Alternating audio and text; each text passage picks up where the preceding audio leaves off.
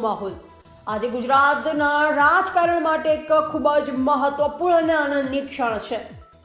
નિઝર 172 વિધાનસભાના લોકપ્રિય ધારાસભ્ય શ્રી જયરામભાઈ ગામિત સાહેબે આજે ગુજરાત રાજ્યના નવા મંત્રીમંડળમાં શપથ ગ્રહણ કર્યા છે।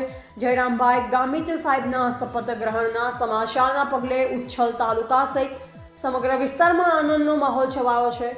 તેમના સમર્થકો અને કાર્યકર્તાઓમાં ઉત્સાહ જોવા મળી રહ્યો છે।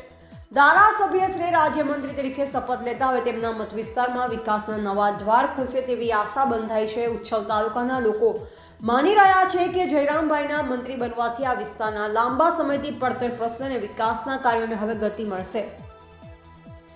શ્રી જયરામભાઈ ગામિત સાહેબને નવા મંત્રીમંડળમાં સ્થાન મળવા બદલ ઉચ્છલ તાલુકા સંદેશ તરફથી ખૂબ ખૂબ શુભેચ્છા। વધુ સમાચાર અને અપડેટ્સ માટે અમારી ચેનલ જોતા રહો। રિપોર્ટર કિરણ વસાવા, ઉચ્છલ, તાપી।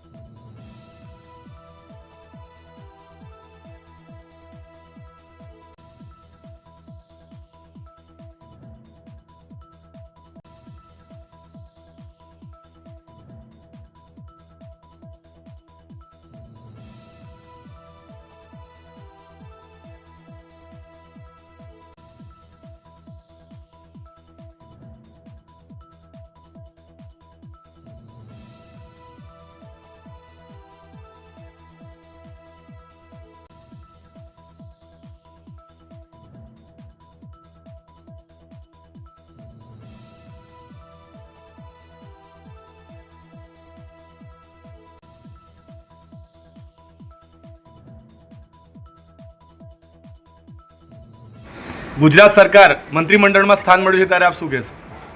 અમે આદિવાસી સમાજ અને ભારતીય જનતા પાર્ટીના તમામ કાર્યકર્તામાં એક અનેરો ઉત્સાહ છે। તાપી જિલ્લામાં દરેક ભારતીય જનતા પાર્ટીના કાર્યકર્તાઓ આદિવાસી સમાજ ડૉક્ટર જયરામભાઈ ગામિત સાહેબને શુભેચ્છા પાઠવીએ છીએ, અભિનંદન પાઠવીએ છીએ। સાથે સાથે સૌનો વિકાસ, સૌનો સાથ અને સૌનો વિશ્વાસ અને સૌનો પ્રયાસ જે મોદી સાહેબનો ધ્યેય છે, મંત્રો છે, તેમને સાકાર કરવા માટે આજે અમારા આદિવાસી સમાજને જે સ્થાન મળ્યું છે તે બદલ અમે ગુજરાત સરકારનો આભાર માનીએ છીએ। અને ભૂપેન્દ્રભાઈ સાહેબ જે મુખ્યમંત્રી છે તેમની ટીમમાં સાહેબને સ્થાન મળ્યું છે ત્યારે એક ઉત્સાહ અમારામાં વધી ગયો છે અને અમારા વિસ્તાર, અમારા સમાજ માટે જે અત્યારે જે કામો થતા હતા તેમની ગતિ હજુ વધશે અને અમે દરેક સમાજ, દરેક જ્ઞાતિ અને દરેક સમાજનું કામ સાહેબ કરશે એવો વિશ્વાસ સાથે સાહેબને અભિનંદન પાઠવીએ છીએ। જી, થેન્ક યુ।